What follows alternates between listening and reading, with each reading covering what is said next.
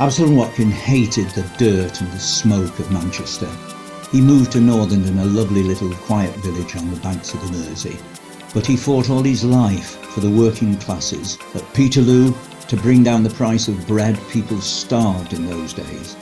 But most of all, he secretly loved to be in the peace and quiet of his Rose Hill house and farm and his library.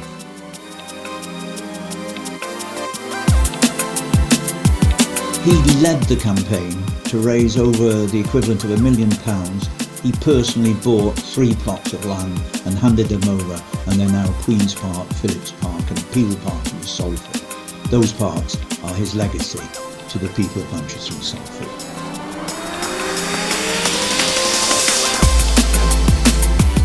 Edward Watkin was known as the Railway King, and they were right.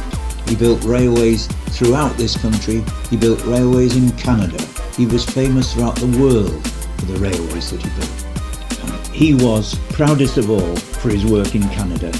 And when his portrait was painted and hung in the National Gallery in London, in his hand he had a piece of paper on which was written one word: Canada.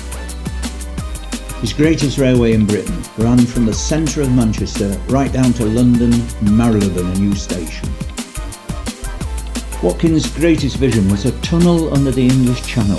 He dug 2 miles before the government took fright that there might be an invasion through it and blocked it off. It's still down there.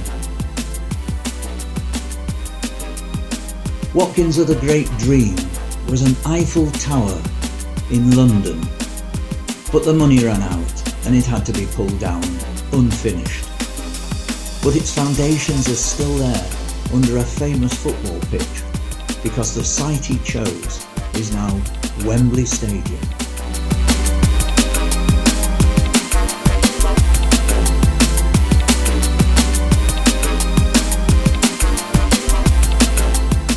The greatest American painting, The Iceberg, was sold in New York and is now in a museum in Dallas, Texas.